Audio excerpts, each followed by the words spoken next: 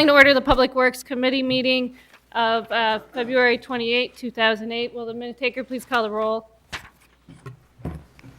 Alderman Wesley, Present. Alderman Police, Here. Alderman Lewiton, Alderman Shockey, Alderman Cadella, Here. Alderman Winger, Here. Alderman Coles, Here. Alderman Knipe. Here. I declare a quorum present. I make a motion to approve minutes dated February 14, 2008. Is there a second? Second. On the question? All in favor? Aye.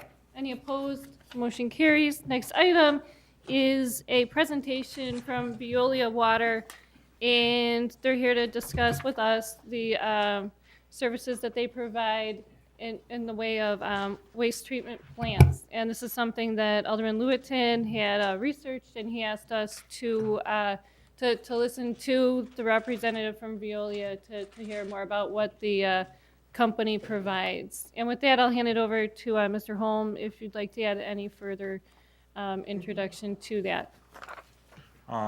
Thank you. We do, again, have a presentation from Veolia Water. Mr. Michael Wheeler is here this evening, coming in from Ohio to make this presentation. And really, it'll be just a broad overview and then open for questions and answers. So with that, I'll just turn it over to Mr. Wheeler.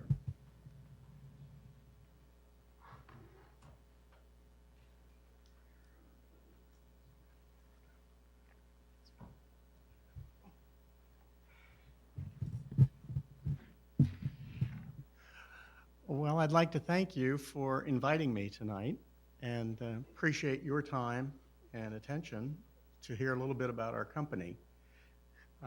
I think we can offer you perhaps a different perspective on improvements you're contemplating for your wastewater system. What Alderman Lewiton asked me to do, and as I discussed it with Gary, was an overview of our company, the sorts of services that we could provide, and hopefully provoke some questions. So with that in mind,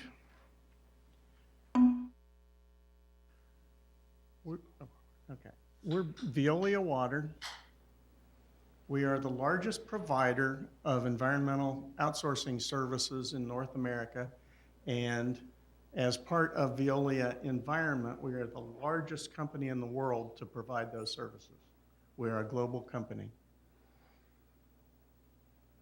Our North American offices, by the way, are in the process of being relocated, and later this year they'll be located on Randolph Street. So all our divisions will be headquartered in Chicago. What you see on this particular slide, sort of an overview of the water business as it impacts municipalities.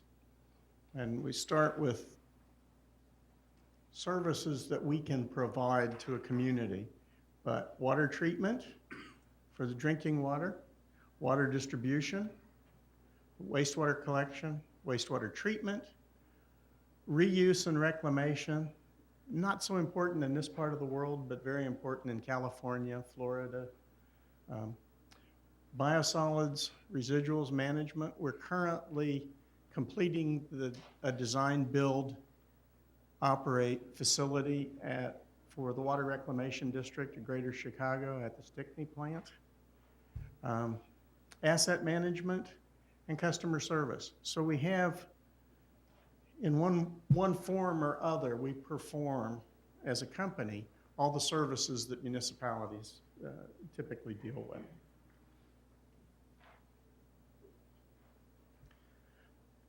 A couple of examples on water treatment.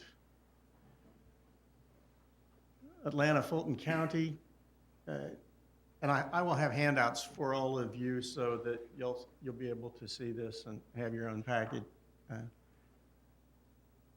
We've been there for a number of years. The Tampa Bay project is really a shining star because that was a design build project that we did. As you can see, it's a 66 million gallon a day facility, and the contract actually is saving Tampa Bay more than $85 million. they have selected us to do an expansion there because we were doing such a good job for them. In terms of water distribution, we have, a few years ago, we were selected to operate the drinking water system for the city of Indianapolis. And obviously, this is a very large city. It's the largest water partnership. Very big project. Much of that project dealt with the infrastructure as well. So it was not just operating the treatment plant, but it was also managing the water distribution system all the way down to sending out the bills, handling customer complaints. Things that we're very proud of, the taste and odor complaints, they had a real problem with that previously. And we've been able to manage that and dramatically reduce it for them. You can see that their customer satisfaction is excellent. And as seems to happen at every one of our facilities, we place a great emphasis on safety. So we have outstanding safety records. That's very important to us. Wastewater collection. That's a real issue for a lot of communities today. There's a lot of pressure from US EPA and the state agencies to improve, particularly combined sewer overflows or sanitary sewer overflows. And it is a big issue because it's very costly. Those are things that we do. We are starting next week. We have been selected to take over the entire operation of the Milwaukee wastewater system, including the collection system. So a lot of work, a lot of maintenance, a lot of effort in that, and that's something that we're very comfortable doing. Wastewater treatment, we do that. We highlight Oklahoma City. We've been there for a long time, by their account, have saved them more than $150 million. They've recently extended our contract by 4 more years. Slide says we have 200 facilities in North America. Those are from Oklahoma City size, Milwaukee size, down to 200,000 gallons a day or less. So we do everything from very small to very large.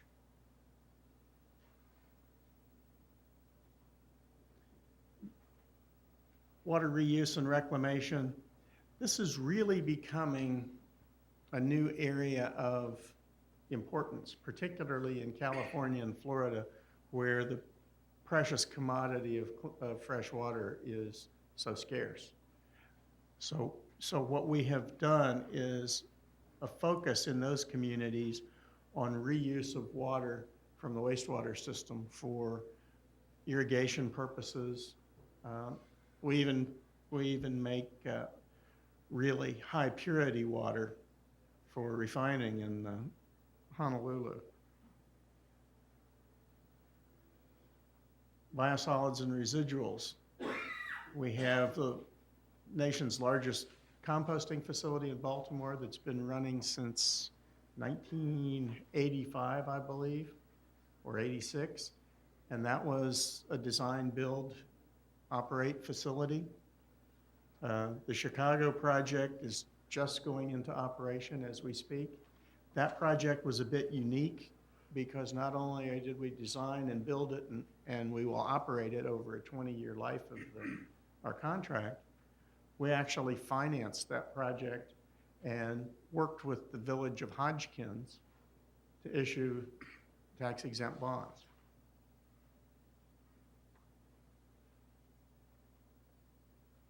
Asset management. This is an area that a lot of communities have really not looked toward until fairly recently. But things that we will do are particularly reliability-centered maintenance and a lot of predictive maintenance, where we will look at the equipment and monitor its performance in such a way that we can predict when we're approaching failure or we're approaching problems. The advantages of doing that, we avoid any of the, as much as possible, we try to avoid secondary failure, where if a bearing needs to be replaced, we get it replaced before it fails and causes the equipment that it's driving, that piece of equipment's driving, to fail as well. So it's efficient. We use, in all our facilities, we would use a computerized maintenance management system. It really, we put a great deal of attention into that. Customer service, we talk about Indianapolis particularly, but there are a number of communities where the customer service includes sending out the bills, taking customer complaints, all the interaction, establishing the calls for scheduling turn-ons and turn-offs of utilities, those sorts of things. I think that any part of municipal operation, our company has done in some fashion or other. And we do it consistently and we do it well. What I would also talk about is that, well, they show two examples here. TCA Dayton, it's a fairly small project. And one of the things that they do every year is a river cleanup. When we operate facilities, we become part of the community. And we take an active role in the community. Mention in New Orleans, Hurricane Katrina. We have projects there, and our people were displaced. We worked hard to get those facilities back in an order. But the company mobilized folks to go in and help to provide water during the real crisis times, and donated $1 million. So it wasn't as though we weren't attentive to the problems there.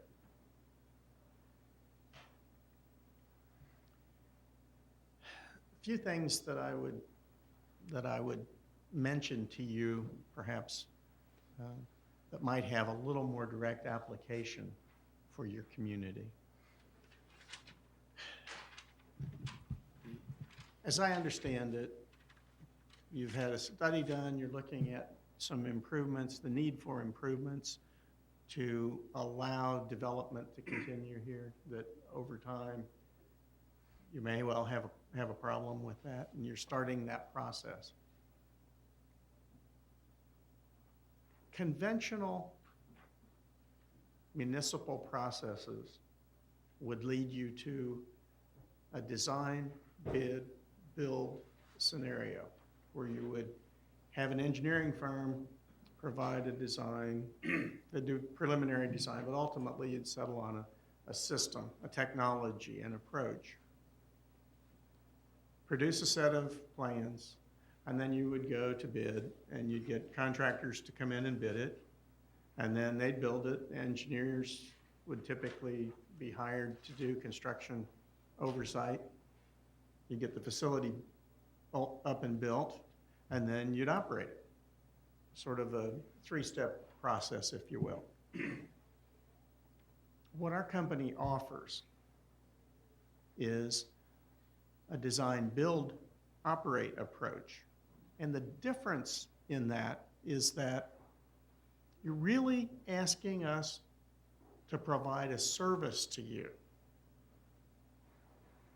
Think of it as a service offering.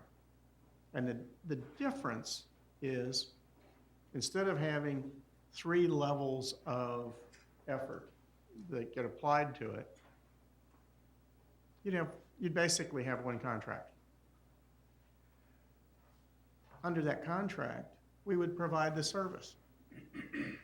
That service would include the design, the construction, or build of whatever facilities were necessary, and the operation. The intrinsic advantages of that are that, one, it's streamlined, and the synergies that come from having the operations folks and the engineers and the construction all integrated allows for, I think, much greater input in the ultimate design of the facility. I mentioned Tampa Bay. We saved Tampa Bay a lot of money, and I realize that's a really big project and a very rare one. But I'll give you an example of something that we did that might be more similar in size to what your community might be looking toward. Washington Borough, New Jersey, had an old, I mean very old, wastewater treatment plant. And they were under pressure by the EPA. I think in New Jersey it's the DEP. But they were under pressure to make improvements to their treatment plant. And they started down the road of the conventional design, bid, build approach and spent about $1 million on engineering. They went out for bids. Our company proposed on the project, and we proposed an alternate approach. So we bid the project as they asked, but we submitted an alternate.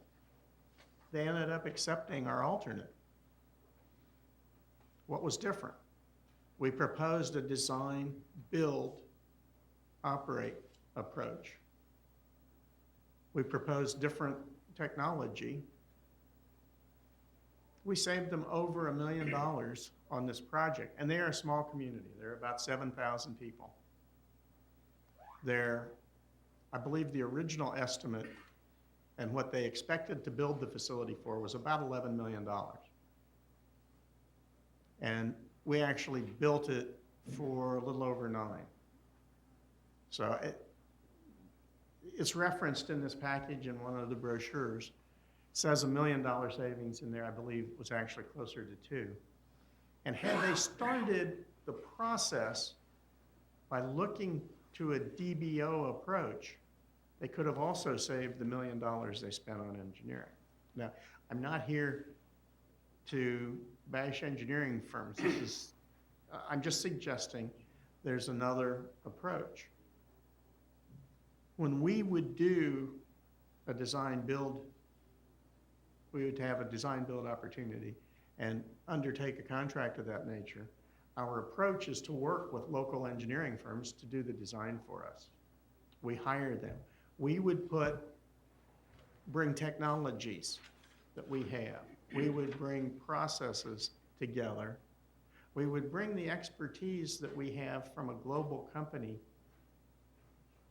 that operates these facilities everywhere to evaluate the waste characteristics, the needs. We'd look at a creative approach. The private sector has some opportunities to bring that creativity from things that we've seen and done elsewhere. So this is not to suggest that anything that you're undertaking might not be the best approach.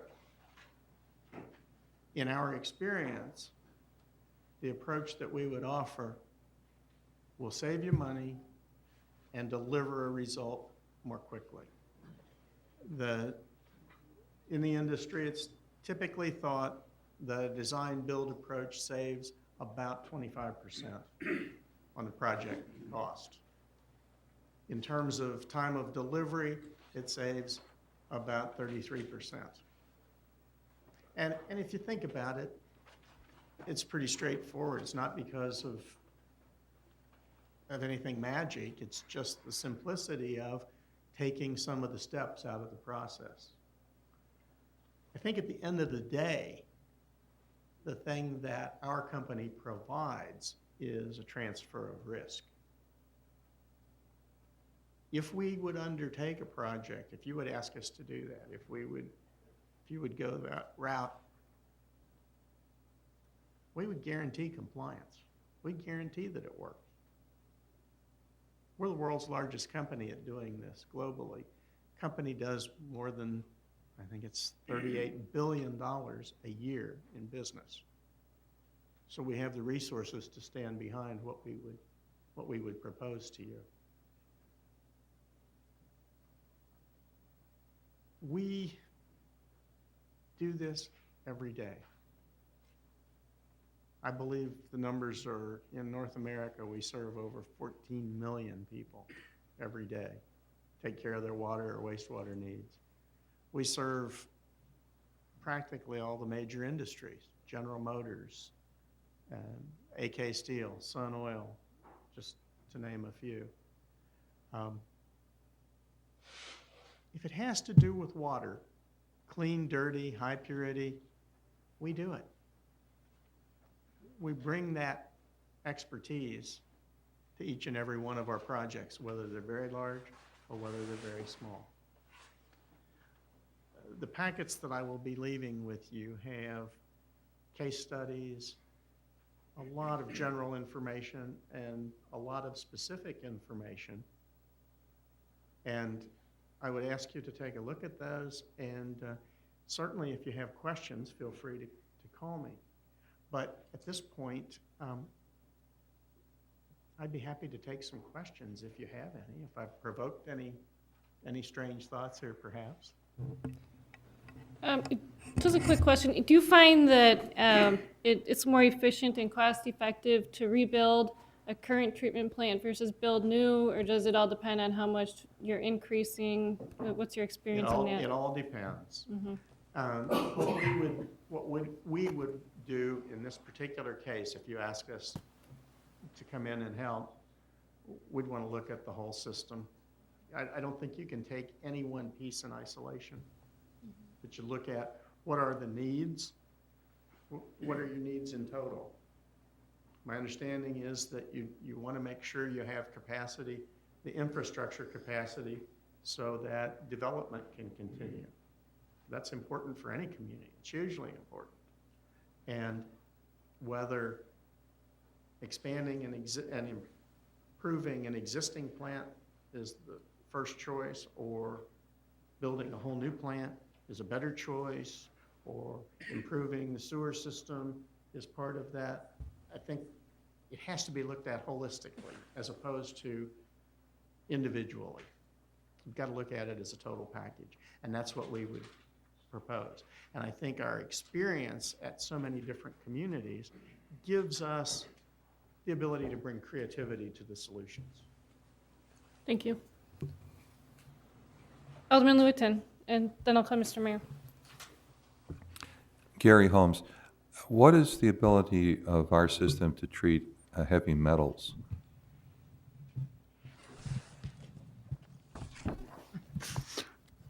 I would like to defer, if I could impose on our wastewater supervisor. Wastewater supervisor's here tonight, and really probably could technically speak to that much more than I can about the ability to treat heavy metals in our system. If I could impose on you, Brett.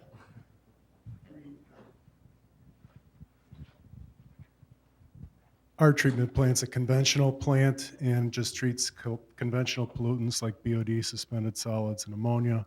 It does not treat metals of any kind. Okay.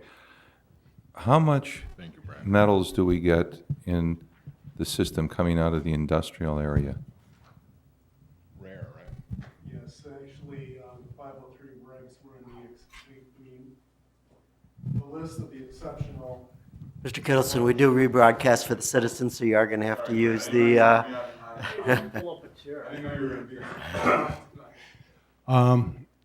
Our trace metals are very low. We are usually are much lower than the 503 sludge exceptional level criteria. Okay, the reason I'm asking that, one of the proposals was that instead of trying to get more capacity by building a large system, was to build a smaller system in the industrial area that could focus on industrial effluents, including heavy metals. We don't know what we have there, and we don't know what we could attract, but we know whatever it is, you have to clean it up. And also, a lot of the expansion in the city is in the northern section. If we get a new hotel, it's going to be in the corridor area of Thorndale, and most development will be up there.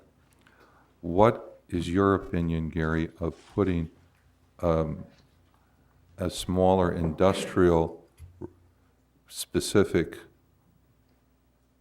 water treatment plant up in the northern part? And then to Michael, how would your company approach industrial material, including heavy metals? And how would it affect the whole overall area? Gary, first. Staff did look at that possibility early on in this entire process. We looked up and down the whole Salt Creek corridor for possible treatment sites. Really, there's a lack of sites at the northern part of town. There's no currently vacant viable sites for a treatment facility. A real big hurdle would be getting a permit for a third treatment facility on Salt Creek, being an impaired waterway. That's probably, from the regulatory standpoint, one of the biggest issues is to say that we're going to keep our 2 plants plus add a third one. That might be a hurdle that I'm not sure if we could overcome. With respect to the treatment of industrial waste, your one phrase, we don't know what we're going to get in the future, and that's a true statement. You never know what you're going to get in the future. As Mr. Kittleson said, right now we really don't have an issue with industrial type wastes in town. But planning for the future, you may. But I think it's generally perceived that the Thorndale corridor will hopefully develop as more office research, hotel, business convention, as opposed to more industry up there, more heavy industry. So staff did look at that proposal, and frankly, for those major reasons, we elected to not pursue a third treatment plant in town. Then, Mike, how would you handle the question of industrial waste that would ultimately include the heavy metals? Well, without knowing the industries specifically, I think, again, it's necessary to look at the entire picture, take a global approach at the discharges that are currently there. Most of the time, it's easier to work with individual industries on cleaning up their specific problem, if they are creating one, than to try to build a segregated, separate facility. Now, that being said, if you said to us, we have a specific industry that wants to move into town, it might well make sense. If you're having problems with the flow from that area, it might well make sense to put in a small plant specific for those industries. But it tends to be very much industry specific. And so at this point, it'd be hard for me to answer that, other than to evaluate the industries and take a look at what might or might not make sense. You certainly, as a community, have the ability to control the expansion. The industrial pretreatment regulations give you great authority in controlling what industries can discharge. And the federal regs limit in and of themselves what the industries can discharge. And those regs today are pretty stringent. So if you're doing well, particularly under the EQ levels on the metals, somewhat doubtful that would be a big problem in the near future, I would think. Now, you may have other discharges or new industry that could change that picture that you need to look at. Again, it gets back to, is it domestic flow or is it industrial flow? What are the needs of the community? What's the vision of the community for where the growth is going to be? And what do you, as a community, need to do? I think that's just one of the pieces of the puzzle that we would consider in making a proposal to you. Mr. Mayor, Should we go with your company, who maintains ownership of the plant and the pipe? Is that owned by your company, or is that still owned by the municipality? We would recommend that it be owned by the municipality. And That that, way you have control of it. We would provide the service, but we do have a couple of projects where we own the asset, but that's atypical rather than typical. We think it really makes sense for the community to own the asset, and we provide the service to you. and then if we were to contract with you for the design, build, operate, who has rate control at the back end for the residents? Is that still with the municipality, or is that with your company? No, that'd be with you. We would have a contract, could be structured numerous ways, but typically, it's a fee-based structure. You'd know exactly what that fee was. Most of our contracts are structured on a lump sum with some adjustments, typically CPI adjustments or some carve-out if there are specific things that need to be done, but very straightforward and allows significant planning time from the budget process for the community. You know what that number will be for length of the contract. One of the things that has helped make this work in the US is Revenue Procedure 9713. It was changed by the IRS in February, I believe, of 1997. And it's since that time that private companies are able to enter into longer-term contracts with communities. And what that has allowed the private companies to do is to bring that creativity, to bring this transfer of risk to the communities.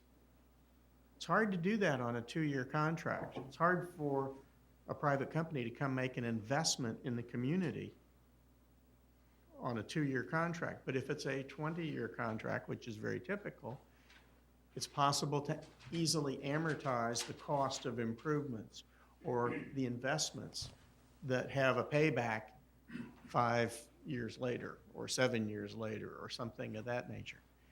It's also possible for us to plan maintenance activities, capital improvements over the time of that project so that you can forecast that in your 5-year capital plan.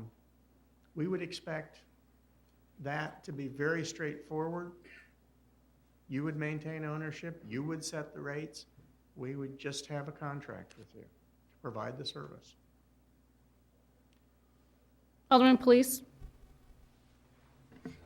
Actually, that was a couple of questions I wanted to ask. As far as building the plant, who pays for that? City pays for it, and Ultimately, or do you guys? in some fashion or other, we have done projects where community issues bonds. We have projects where we have actually issued the debt. What we would typically do is sit down with your leaders and help evaluate the best way to finance this. Almost always, communities can get cheaper money. It costs money to borrow money. I mean, it just does. And tax-free debt, depending on your bond rating, depending on what you're capable of doing under your existing rate structure, you'll be able to borrow money at some cost. We can borrow money at some cost. If it costs us more to borrow that money, that may not be a good choice. For some communities, they would prefer that because they may not have bonding capacity. If they issue that debt, they can't issue debt for some other project that they want to do. So they may ask for that to happen, even though it might cost more money. each one's case by case, but we would be most happy to sit down with you and explore and evaluate. We have people that's what they do as part of our company, to work on this kind of financing, to help you figure out and recommend to you what we would think is the most logical way to proceed. We can do it either way. I just want to make a comment. You know, I understand you're saying, you know, that one community had like 7,000 people and you saved $1 million. My thing is here is if, you know, you're building the plan for us and let's say you save us $2 million, but the rates are going to start to cost the citizens. Well, I'm a citizen. It's really going to cost me. Oh, it's, the city's not paying for it, but really the citizens are paying for it. Of course they are. Well, that's, you know, I'm just, What I would be shocked at is if we couldn't develop, under a DBO scenario, a lower price option for you. Now, that may be a different technology approach. It's not the idea that we're going to build the facility. You've got an engineer's estimate. If we were to build the same facility that you have an estimate on, I doubt that it's going to be a lot different. I mean, construction is construction. And the difference we would bring would be creativity to look at perhaps different technologies. Alderman Knipe? I got a question. Is your company privately owned, or are you, No, we're publicly traded. We're traded on the New York Stock Exchange, and the ticker symbol is VE. are you any part of Vivendi's? No, we're Veolia. Okay, you're not part of Vivendi Worldwide Water Treatment? That was the former company, the company name, the existing company. There was a divestiture, and the company is Veolia Environment and Veolia Water. Okay, can you say that you're a divestiture from Vivendi? Yes. Many years ago. You're not connected with them anymore in any other way? No? You had some very bad experiences with Vivendi. I was just, okay, thank you. Any other questions, comments for Mr. Wheeler before we close out here? I would just say that if at any point you have thought of just exploring this informally, we would be happy to bring folks in, sit down with you, and answer questions in whatever fashion might be appropriate. And if it's something that seems attractive, certainly we can get much more specific about the process and give you thoughts, ideas, assistance on that to help you make a decision whether it's something you might be interested in doing. Okay, thank you. Thank you. I just say thank you for coming out tonight and making the presentation. I think logistically, what I'll do is I'll grab the packets, and then maybe later on when we take a break, I can hand them out to everyone so that we don't do it now. So, thank you. Thanks for coming out. Mr. Murmas, would you like us to finish up this committee and then we'll go to the next, or? Well, that was the format we followed last committee. We could do it that way. How quick, who else is it in-house here? I know that, There's a presentation for public health and safety that got canceled, so we don't have any more guests for that. okay, and then we have Klein. Hmm. I'm fine we have with Maggie. but Maggie's gonna be here for quite a while. Okay, so I'm fine with tabling and going over to planning and zoning. we can do building that. Planning and zoning. Okay. John? Hey, how long will Klein take about? 30 seconds. Okay, then let's table, do Klein, and then we'll come back. Okay, I make a motion to table. Recess, I'm sorry. I make a motion to recess, and then we'll Recess. reconvene after after building, planning, and zoning, Klein. But let's not go through B4.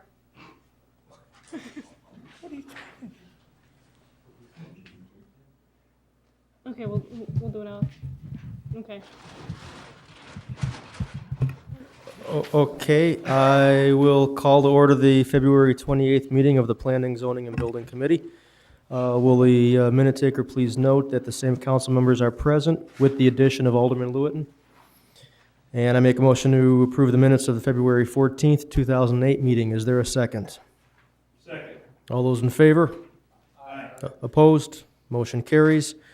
The first item on the agenda is a report and recommendation, case number 07, TA1, City of Wooddale, text amendment, creation of B4 district. The proposed text amendment requests the creation of a new zoning district, the B4 Town Center District. It would establish a zoning district that would encourage transit-oriented development near the existing metro station. The proposal before us, the text before us is very similar in nature, very similar literally to what we've seen before, with one pretty significant change, and that is that it now includes all, the approved uses now include all uses currently that are approved in zoning districts B1, B2, and B3. If I may, my 2 cents is that I think that some of those uses might definitely be inappropriate in a TOD development, in a pedestrian-oriented development. Some of those inappropriate uses are uses that are not currently in the proposed B4 zoning district, so I don't know why we would want to put them all in. But in my next breath, I'm going to say that I feel the B4 district is important enough to get on the books, that this is something I could live with, at least for the moment. Mr. Clicker, do you have anything to add before I take questions or comments from the rest of the board up here? Just wanted to clarify one thing in that the uses which are in the B1, B2, and B3 would be a special use in the B4 district. They're not in a permitted use. I just want to clarify that. And the other change that came about since our last time is that the use of bowling alley has now been added as a permitted use. Okay, thank you, Mr. Clicker. Anybody have anything to say about this? Alderman Police. I thought the concept of B4 was to create a new district, specifically trying to enhance the transit-oriented district. If we're just going to put in special use for B1, 2, and 3, we're basically same spot where we were before. Everybody can come in for special use. Why create a whole new district if we're doing the same thing? Mr. Clicker, a response, and then Alderman Coles. The purpose of the district would still be to create the environment for developers to come in to understand what they can do before they even approach the council. Under the current B1 and B2, B1, B2, B3, if they wanted to do a mixed-use environment, they are looking at applying for PUDs, variations, special uses, everything along that nature. With this district, it is essentially the council saying, we pre-approve the concept of a mixed-use development in this area. When it gets to the retail uses, with the addition, with the retail uses then that we hope to entice to the first or second floor of these developments, the permitted uses are obviously the uses that we wish to see there. The special uses would be on a case-by-case basis where they would have to prove that they would be acceptable to the district and to the community. In that respect, having the uses that are currently in the B1, B2, B3 be as a special use in the B4, in my opinion, would not be overtly detrimental to this district. It would create a level of or an opportunity for the council to review those uses on a case-by-case basis. Can I continue? Is it related to the same question? Okay, Alderman, please.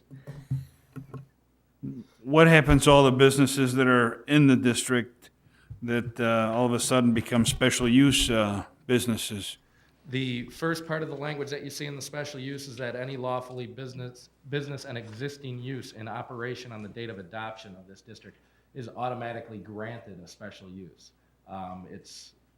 there's similar language that we have in other districts in our zoning code that also take this into account, that upon adoption of the B4, what we're saying is the uses that are there can stay. We're not going to put them on an amortization schedule or a sunset clause. They can stay as long as they wish to stay or until their land is developed into something else. I have one more question. Okay. I know we only get to speak twice, so. I just want to get to Alderman Coles is all. Again, I want to bring up where is it, page 7.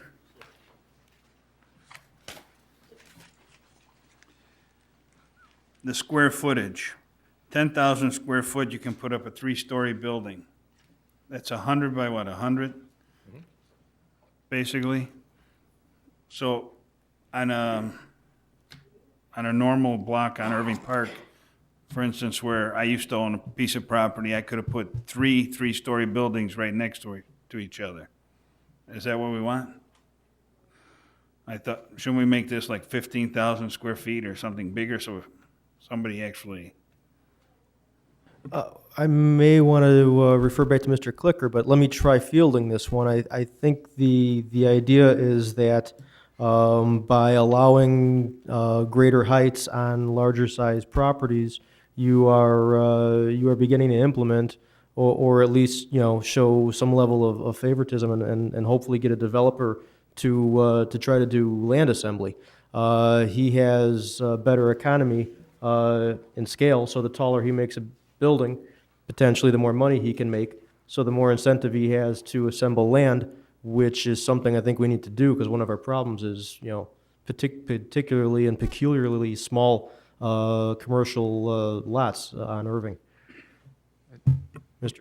Could not have answered that any better myself. The only thing I would add is that the current regulations for the B1, B2, and B3 districts do allow for a 3-story building. So in essence, those existing 10,000 square foot lots could currently build a 3-story building. Alderman Coles? I have one thing on these businesses that are under the special permit. In case they sell out, that stops the special use permit, No. right? The special use expires when the operations of the That's here. business cease for over a year. So if there's a tire store and that tire store wishes to sell to somebody and they wish to continue to operate it as a tire store, it can stay as a tire store. that's all If I they wanted to close know. operations for 12 months and then decide to sell the building, no, they cannot reopen it as a tire store. That's all I want. Okay. That's my question. Mr. Mayor? Just wanted to clarify Alderman Police's comment. Were you saying 3 buildings of 3 stories? It would be 1 building on 1 lot of record. So they could not build 3 buildings in that scenario. But can I speak? Yes, sure. In some areas, though, if there's 3 pieces of property there, if they buy all 3 pieces of property next door, they can, 3 different owners buy each guy buys a property, that's 3 lots. I mean, the property that I used to own was 5 lots.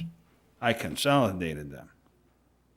That's what I'm saying, I do got one more question. You spoke twice. No, I did not. Outdoor eating cafes, why is that under special use? Wouldn't they go under restaurants and be permitted right off the bat? Isn't that what we're looking for in our DOD anyways? I don't believe they're under a special use. Yeah, page Mr. Clicker. 4. Outdoor eating cafe is a separate section. That's a new section entirely. It's not under the special use. It's not a special That use? is, it is under its own section. Oh, okay. Because I see special use up at the top, and I figure everything after that is special use. It's a separate section. My mistake, thank you. Anybody else? All right. As Mr. Clicker said, the change in text is not overtly detrimental to the nature of what we're trying to accomplish with this zone. That being said, Mr. Clicker, are you looking for a motion to approve the text, approve the concept, because you had mentioned concept before, so you threw me a little bit. What are you looking for? We are looking for a motion to approve the text and the district boundaries. And the district boundaries, I think we'll all remember that we've gone over a number of times and has not changed since the last at least two discussions on this. So at this point, having no other questions, I will entertain a motion to approve the adoption of this zoning district, the text as presented before us this evening, as well as the district map. Is there a motion? So moved. Second? Second. All those in favor? Actually, let's take a roll on this one, please. Oh, I'm sorry. Yes, Alderman Lewitton.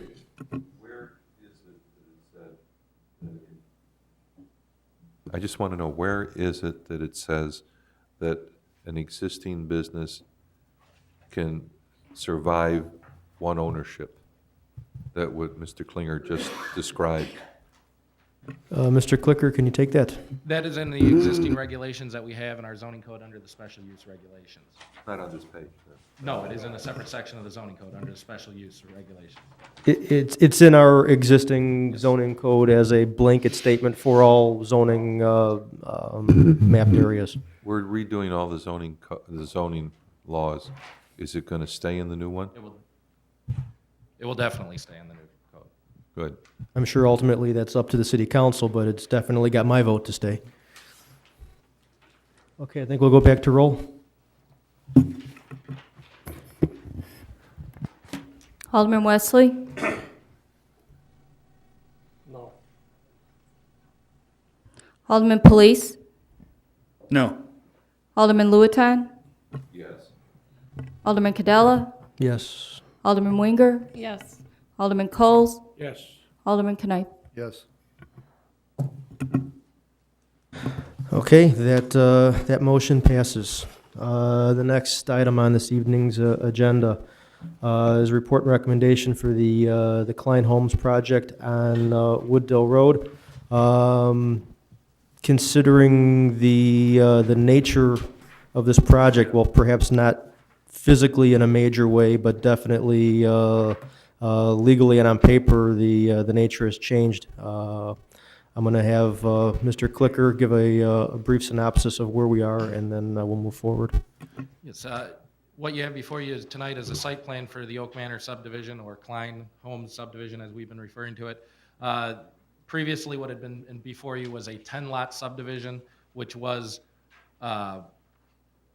meeting many of the requirements of an R1 subdivision, but was still needing to be called or to be classified as an R2 subdivision. What you have before you tonight is a 9-lot subdivision, which meets all R1 requirements. It is therefore no longer asking for any zoning relief or any annexations, any rezonings upon annexation. What they are asking for is a straight annexation of R1 and an approval of this subdivision. Since this subdivision has not been reviewed by the Plan Commission, it would be recommended that this be referred back to the Plan Commission at their next meeting of March 17th. Okay, given this information, I will make a motion to remand this request back to the Plan Commission's March 17th meeting, where I believe they will simply be looking for annexation as R1. Is there a second Second. on the question?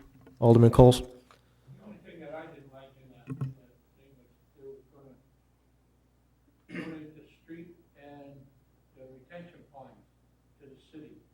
I don't think that's what it was. I read that in the paper, and the comment, the street was donated to the city and also the retention pond.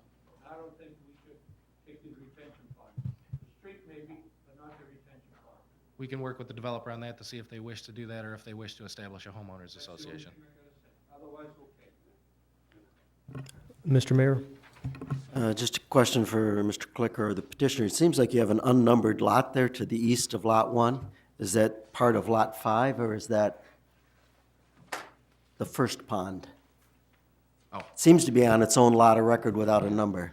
It appears that perhaps the lot numbering was not changed when they've this plan has been modified and changed numerous times in the past few weeks, and that just appears to be a numbering error, and we'll make sure that So the intent is 9 residential Nine lots, residential however lots you with get 2 there. outlots, yes. Okay, thank you. Anything else on the question? Okay, the motion was to remand back to Plan Commission. All those in favor? Opposed? Motion carries. And the next item was a report and recommendation on water conservation. I am going to move this to future items unless anybody has any objections, as this was something Alderman Shockey is working on, and he is out ill this evening. I would like to postpone this or move it down to a item for future meeting. Okay, no problem with that. Okay, and that is it. That concludes this evening's report.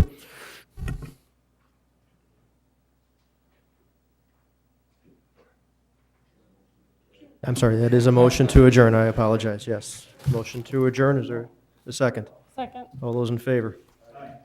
Opposed? Motion carries. I'd like to reconvene the Public Works Committee if that's okay with you, Mr. Murmas. And then after that, maybe we'll take a break or whatever we wish to do. Okay, I'm reconvening the Public Works Committee meeting of February 28, 2008. Will the minute taker please reflect that the same members are present with the addition of Alderman Lewiton, who arrived after the meeting began. Then item number 4 is the street sufficiency study results, and you did receive that in your packets. We have the streets and a 10-year plan, and shaded in certain areas on the map of where the targeted areas are for street repair. The 10-year cycle is based on $1.3 million per year. And let's see what else. We don't clearly specify whether it's going to be curb and gutter or only restructuring. However, we know that we do need to do reconstruction and most likely curb and gutter on the future streets. And with that, I'll turn it over to Mr. Homer and Mr. Graff, and if you'd like to take us further through the plan. Thank you. I did want to add a few things to it. I'm not going to read over the whole memo that was in your packet, but I think I wanted to just highlight some things, maybe clarify some things, and answer any questions that you have. When we last left this in December's committee meeting, we asked for some questions to be answered, and we got those answers, and we proceeded with this plan. A few things I want to highlight off of this. Alleys are not included, and again, that was the direction we received, the direction staff received last time. So no alleys are shown in this at all. Of course, we do know some of the alleys have issues, and we can certainly talk about that some more, but for the time being, there are no alleys shown in here. I think another point I want to make about this is we prepared a 10-year plan and we laid the streets out accordingly. We do think that given the relatively low cost to have all the streets surveyed, we may want to do it again, say at the 5-year mark. Might be something to keep in mind. I guess I would ask for your consideration tonight. Look at the concept of the plan and look in detail at the first 5 years that we're showing, years 5 through 10. I think there will probably be an opportunity to revisit those. So I would like to not get too hung up on those streets. Again, I would anticipate we would redo it and take another look at things at the 5-year mark. And I think some of these streets, as you go through it, there probably will be some questions of why isn't this moved up or moved back. And again, it may be beneficial to focus on the first 5 years. A couple of things that we talked about last time was the importance of determining early on which streets will be resurfaced and which ones will be reconstructed. There's a substantial cost difference between the two. if we can identify those streets that will need to be reconstructed, we can place those in the proper order in the budget, again, given the limited funds and the great expense to do those. So that's what we tried to accomplish. We talked about streets that have a rural section, that have ditches and do not have curb and gutter. How do we want to handle those? Do we want to do the full reconstruct on them, bring them up to an urban standard, curb and gutter and sidewalks, or leave them as they are? And I think we decided last time we would look at a lot of these on a case-by-case basis, and I found that when you do that, a lot of it does come closer into focus, and hopefully you'll see that as well. I want to talk about that a little bit now. And I apologize, it's not the clearest slide in the world, but you should also have it in your packet. The dark gray streets shown are those streets that do not have curb and gutter right now. They have a rural ditch section. I'm going to zoom in on a couple of them. This is the quadrant bordered by Irving Park Road and Wooddale Road, and Wooddale Road, northeast of that intersection. In here, we've done quite a few of these streets already, rebuilding them with curb and gutter. So when I looked at this and I saw that there's only a few left with the rural section, my recommendation would be that we go ahead and rebuild these so we would have that entire section of the city up to the same standard with the streets. And so those were programmed into the 10-year plan accordingly. And there's the overview. The other subdivision we talked about that we thought might need some special consideration was Royal Oak subdivision. The reason for that is it's approximately $3.5 million we estimate to rebuild all these, which was more than what we were planning on for one budget cycle, and we thought that this would probably span 2 budget cycles or 2-year project. For that, and because it is one subdivision that has all these streets in kind of the same situation, we did want to just identify that for special attention. We have that's shown in the 10-year plan currently in the years 2014 and 2015. This section, again, requires probably some special discussion. These are the streets south of Irving Park, bordering Salt Creek. We have Oakwood, Edgebrook, Forest View, and Harvey. I think the reason I call these for special attention, they have rural sections, they don't have curb and gutter. I don't think we would improve one of these streets and not the other. I think we would probably want to do the same treatment for all of them. There are various reasons why we may not want to do the full improvement with curb and gutter on these streets. Not the least of which that there's some ditch sections that are in the floodplain that you really can't fill, so we would have to preserve ditches even if we did do curb and gutter. There's other engineering issues with the drainage that would make it difficult. These streets are not shown in the 10-year plan now. There's some pavement distress out there. Overall, they're in relatively good condition. I say relatively compared to the worst streets on the list. So we don't show them now in the 10-year plan. I could certainly see this section as one that gets revisited at the 5-year mark. I think even if we didn't put curb and gutter in, we would probably still reconstruct these streets, reconstruct them with ditches and new drainage facilities. Again, probably a cost that gets comparable to what